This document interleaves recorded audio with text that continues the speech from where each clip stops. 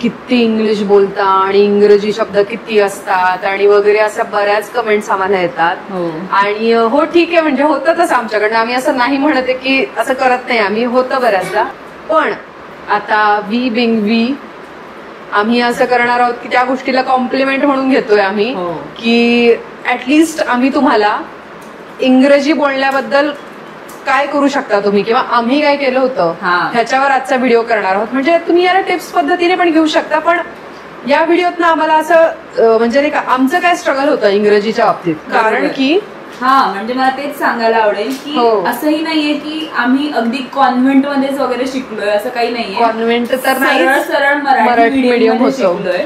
म्हणजे माझं पण 4वी पर्यंत मराठी, त्यानंतर सेमी होतं आणि माझं शुद्ध मराठी होतं 10वी पर्यंत. आणि म्हणजे आम्ही याला म्हणूनच कॉम्प्लिमेंट घेतोय की आमचं इंग्लिश इतकं सरावलंय आता की आता ते खूप इझिली निघतंय, इझिली बोलू शकतो इंग्लिश. तर आम्ही पण खूप स्ट्रगल केलंय, असं नाही की आम्हाला खूप इझिली सगळंच अवेलेबल होतं. ऍटलिस्ट हे बघ ना, म्हणजे मध्ये मी तुला ब्रेक करते, पण बघ तुझ्या आई बाबांना तरी जरा म्हणजे जरा नाही व्यवस्थित बोलतात ते इंग्रजी. माझ्या घरात तर तसं कुठेच वातावरण नाहीये. तर म्हणजे मला हे म्हणायचं की तुम्ही जेव्हा असं म्हणता ना की इंग्रजीच्या बाबतीत वगैरे, जे की मान्य आहे आम्ही मराठी वापरूच वगैरे, त्यात काही डाऊट नाही, पण ती आम्हाला कॉम्प्लिमेंट का वाटते ती ह्याच्यामुळे वाटते असं आम्हाला सांगायचं. ओके नाही? तर आम्ही जेव्हा स्ट्रगल करत होतो आणि आम्हाला असं होतं की नाही आता इंग्लिश बोलायला तर पाहिजे कारण ती काळाची गरज आहे, तर तेव्हा आम्ही काय काय केलं ते आता आम्ही तुमच्यासोबत डिस्कस करणार आहोत या व्हिडिओ. फुटाणे सगळे आपले. तर या टिप्स नक्कीच तुम्ही जर अप्लाय केला तर तुम्हाला पण इंग्रजीमध्ये प्रभुत्व नक्कीच मिळू शकेल. बरोबर, ठीक आहे. तर सगळ्यात पहिली गोष्ट मी जी केली होती इंग्रजीसाठी ती म्हणजे मी म्हणेन आपलं जे एंटरटेनमेंट आहे ना ते मी मुद्दाम इंग्रजीमधनं चूज करत होते. ओके, तू पण केलंच असशील. मी पण असं केलं होतं की म्हणजे मूवीज बघणं, सिरीज बघणं. बरोबर. किंवा युट्यूबचे ना जरी पण हिंदीत असतील तरी त्या इतकं इंग्रजी वापरतात, मध्ये इंग्लिश वापरतात. ते युट्यूबच्या फिल्टर कॉपी सारख्या चॅनल्सवरच्या सिरीज बघणं असं केलं होतं मी. म्हणजे मी तेव्हा तर सांगते, म्हणजे ज्या वेळेला नेटफ्लिक्स, युट्यूब वगैरे काही नव्हतं, म्हणजे जेव्हा मी अशी 9वीत वगैरे होते त्यावेळेला मी काय करायचे, त्यावेळेला नवीन नवीन जेव्हा टाटा स्काय आलं होतं तर तिथे ना इंग्लिश मध्ये ट्रान्सलेट करून घ्यायचा एक ऑप्शन असायचा. तर मग मी काय करत होते की ते ट्रान्सलेट करायचे आणि ट्रॅव्हल रिलेटेड, ट्रॅव्हल एक्सपीवर आणि फूड चॅनलवर ना ट्रान्सलेट होऊन इंग्रजीमध्ये तुम्हाला पाहता यायचं. ओके. तर ओजी 8वी 9वी मध्ये मी ते करत होते, म्हणजे त्या बाबतीत कम्फर्टेबल होण्यासाठी. इव्हन इंग्लिश सॉंग्स ऐकणं हे पण एक खूप भारी होतं. म्हणजे तेव्हा ना वन डिरेक्शन आणि एमिनेम, आणि जेव्हा मी 8वी 9वीत होते म्हणजे वन डिरेक्शनवर आम्ही सगळ्या मुली अशा फिदा होतो की किती गोड 5 ती बॉय बँड आहे तो म्हणजे होता. तर त्या सगळ्यांची गाणी आम्ही लिहून काढायचो आणि मग ती मोठ्या मोठ्याने गायचो. That was so cool that time की म्हणजे इंग्लिश सॉंग्स आता ऐकतोय आणि गातोय म्हणजे आम्ही कूल आहोत. हो बरोबर. मग ते बघ आपण 8वी 9वीत होतो तेव्हा शाळेत आमच्या पण सांगितलं होतं, आय एम शुअर तुझ्याही शाळेत सांगितलं असेल की इंग्रजीमध्ये बातम्या ऐका. आणि मला असं व्हायचं की मला नाही ऐकवते, मला आमचं झोप येते. एकतर मराठीत बातम्या ऐकूनही मला असं होतं की कधी कधी रिपोर्टरवर खूप असतं ग. कधी कधी रिपोर्टर चांगला असेल किंवा रिपोर्टिंगचं जर काम चांगलं असेल तर तुम्ही ऐकू शकता. त्याच्या भरोशावर मी इंग्रजी शिकावं म्हणजे नाही कळत आहे मला तर वर्क नाही झालं हे. त्यापेक्षा तुम्हाला ज्यात इंटरेस्ट आहे ना ते चूज करायचं सरळ सरळ. आणि मूवीच्या बाबतीत मी तुला सांगते, मी ना अॅनिमेटेड मूवीज बघणं प्रेफर केलं होतं त्यावेळेला, की म्हणजे जे एक तर त्या इझिली अवेलेबल असायच्या डिझनीवर नाही का रिलीज व्हायचं आणि मजा येते बघायला. आणि आय थिंक ते थोड्याशा सोप्या भाषेत पण असतात कारण लहान मुलांसाठी. वोकॅब जो आहे ना तो त्याच्यात बराच सोपा असतो. ठीक आहे. आता आपण बोललो की एंटरटेनमेंट आपण कशी चूज केली. आता आपण बोलू की एक्सपिरियन्सेस काय काय घेतले. म्हणजे सरळ आहे. आता आमच्या एक टीचर होत्या शाळेतल्या, त्या आम्हाला म्हणायच्या की असं काही नसतं की इंग्लिश मिडियमच्या मुलांना अगदी ग्रामर सकट सगळं व्यवस्थित परफेक्टच येत असतं, पण ते बोलत असतात कारण त्यांना सवय असते. आता आपण मराठी पण काय खूप शुद्ध किंवा असं अगदी ग्रामरच्या सगळ्या नियमाप्रमाणे बोलत नाही, कधी कधी आपल्याला पण चुकतं. तर ते इंग्रजीचं पण तसंच आहे. त्यामुळे त्या म्हणायच्या तुम्ही बोलायला सुरू करा. तर आम्ही एक गेम खेळायचो की ना अर्धा तास सगळ्यांनी इंग्लिशमध्येच बोलायचं.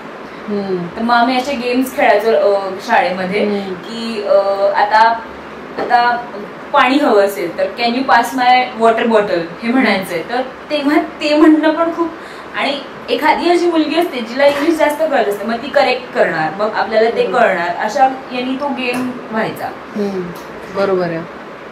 माझा अनुभव सांगायचं म्हणजे माझ्याकडे एक प्लेझंट नाही अनुभव, पण तरी पण मला तो सांगायचा. एकदा काय झालं होतं म्हणजे मी लहान नव्हते ग, चांगली फर्स्ट इयरला होते. तर तिथे ना एक 4-5 मुलींचा एक कूल असतं ना प्रत्येक कॉलेजमध्ये कूल गँग. सो मी त्यांच्या अक्वेंटन्स मध्ये मी आले होते त्या कूल गर्ल्सच्या, पण I was not that cool ना. म्हणजे अक्वेंटन्स आलाय आणि त्या अशा इंग्रजीमध्ये सहज बोलायच्या, एकदम व्यवस्थित बोलायच्या, आणि काय म्हणजे त्यांचे इंग्रजी पिक्चरवरचे डिस्कशन्स असायचे, सगळं अगदी फारच नाही का पॉश प्रकार चालायचा काहीतरी. आणि माझा त्यांच्याशी थोड्या काळासाठी चांगला अक्वेंटन्स आला होता. अच्छा. तर मी हिंदीत बोलत होते, तरी पण मला असं पटकन कम्फर्टेबल होत नव्हतं त्यावेळेला. एक तर हिंदी पण आपण खूप बोलत नसतो ना, तर मग तसं झालं. आणि एकदा मी प्रयत्न करायला गेले आणि असं मी म्हणाले, एकदा असं झालं होतं की चुकून लंचला डिनर काहीतरी असं बोलले होते. तर एक मुलगी होती जी फारच म्हणजे अशी, मी आता विचार करते तेव्हा मला असं वाटलं होतं की वाव, फारच छान ट्रेट होती तिचा हा. ती अशी म्हणाली की हो ठीक आहे, म्हणजे असं पण ते कुठं फ्रेश, म्हणजे हे इंग्रजीमध्येच ती बोलली की असंही कुठं फ्रेश इन्ग्रेडियंट वापरतात, तो डिनरच झाला की. म्हणजे तिने मी ज्या चुकून लंचला डिनर म्हणाले त्यावेळेला तिने ते सांभाळून घेतलं. आणि ती मला अजून पण लक्षात आहे ती मुलगी, आणि मला तिचा ट्रेट पण म्हणजे she did not made me feel की नाही का बॅड अबाउट, हा तू असं बोललीस तर तुला येत नाही. पण बाकीच्या 2-3 जणींनी ते झालंच होतं. प्रत्येक ग्रुपमध्ये नसतात की तशाच मुली अशा पद्धतीच्या. मग तो एक एम्बॅरेसिंग मुवमेंट झाला होता, पण मी रेडी होते की मला असं वाटतं की हा म्हणजे आता येत नाही तर उडणारच आहे ना आपलं, असं अशा ह्याच्याने. मग मी म्हणते की ह्या प्रिपेरेशननी जा, आणि थोडंसं कदाचित खच्चीकरण, खोटं नाही बोलणार, थोडं खच्चीकरण होतं आपल्या कॉन्फिडन्स, त्यासाठी रेडी राहा.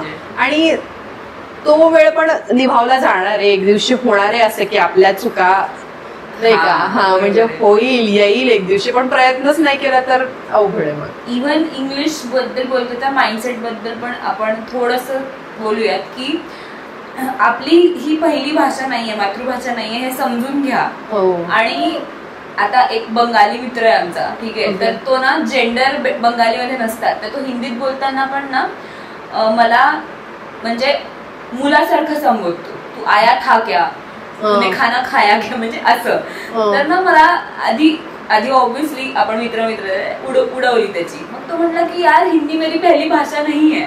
मला असं की बरोबर यार, आपण त्याच्या बंगाली लँग्वेज मध्ये जेंडर्स नाहीये, तर त्याला नाही कळत. हो नाहीच का, त्याला कळत नाही की स्त्रीलिंगी पुल्लिंगी कसं असतं. तो सगळ्यांना आपल्याला पुल्लिंगीच बोलतो. That is really funny in Hindi. पण ते तसं आहे म्हणजे की एक समजून घ्या की, आणि तो होतो की बंगाली मेरी पहिली भाषा आहे ना, हिंदी तुम्ही बोल राहू. हा म्हणजे बोलतोय मी, खूप झालं मी बोलतोय. तेच बरोबर आहे, म्हणजे बरोबर आहे. आणि ना अजून एक आपण टिप ऐकलेली असते की इंग्रजी पुस्तकं वाचा. तर त्यात मी तुम्हाला सांगते मुलींनो काय करायचंय आपल्याला साधी सोपी 150 पानाची चांगली इंटरेस्टिंग भारतीय लोकांनी लिहिलेली पुस्तकं वाचायची की जेणेकरून आपल्याला इंटरेस्ट येईल आणि खरंच कळेल. मी हे असं का म्हणते ते ऐकून घ्या. एकदा मी काय केलं होतं तुला सांगते, मी लायब्ररीचं ना मी मेंबरशिप घ्यायचे त्यावेळेला, म्हणजे कधी असंच 19-20 ची होते, आणि 1 महिन्याचं मेंबरशिप असायचं त्याचं. तर मी एकदा काय केलं, मी शेरलॉक होम्स आणलं मी, आणि मला ते काही अगं 1 पान वाचलं, 2 वेळा वाचलं मी, प्रयत्न, मला समजतही नाही, काहीच कळत नाहीये. मग मला असं म्हणजे नाही का 2 मिनिटं असं वाटायला लागलं मी डंब आहे की काय, कारण बरोबर मी वाचली पुस्तकं, पण हे शर्लॉक होम्सचं जे रायटिंग आहे ना ते फारच वेगळ्या लेवलवर होतं. अवघड रायटिंग आहे. आणि शर्लॉक होम्स म्हणजे ते ब्रिटिश इंग्लिश आहे. हो, आपल्याला US इंग्लिश थोडं कळायला अजून सोपं जातं. हा, मला पण तसं वाटतं. किंवा तिची रायटिंग स्टाईल अशी आहे ना की ती अशी वाक्य नाही का थोडंसं काहीतरी वेगळं होतं, मला आता माहित नाही, आता आठवत नाहीये, पण ते समजायला अवघड गेलं. मी 4-5 दिवस ते पुस्तक, माझं जनरली असं व्हायचं, एक पुस्तक आणलं की 3-4 दिवस वाचून त्यावेळेला काय काम आहे होऊन जायचं, आणि मी रिटर्न करायचे, दुसरं घेऊन यायचे.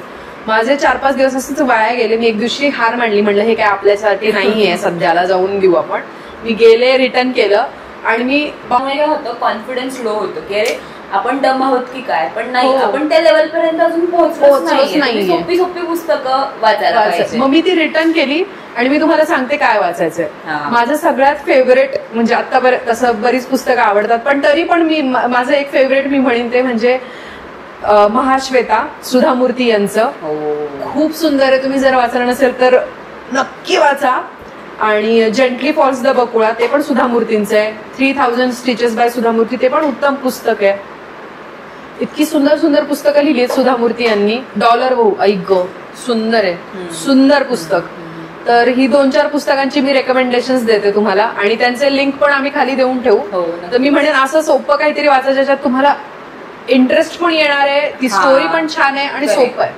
करेक्ट. तसंच मूवीज मध्ये माझं रेकमेंडेशन आहे की द बेबीज डे आउट. ते इतकं क्यूट मूवी आहे ना, तो कधी पण आणि किती पण वेळा तुम्ही बघू शकता. आणि त्याच्यात असं काही फार मोठं इंग्लिश लिटरेचर नाहीये, पण त्यांनी एव्हरीडे सिच्युएशन मधील इंग्लिश खूप वापरलंय. ते मजा येते बघायला. राईट. म्हणजे आहेत काही सोप्या गोष्टी, तुम्ही चूज करा आणि मग थोडं अवघडकडे आपण हळूहळू जाऊयात. इंग्रजी बोलण्यासाठी तुम्हाला खरंच उपयोगाला पडतील अशा काही हॅक्स आणि टिप्सचा video. Yes. And I hope you will learn more English after this. So, आज सध्यासाठी आपण रॅप करूयात हा एपिसोड आणि आम्हाला कमेंट करून नक्की कळवा कसा वाटला. This is G and this is S.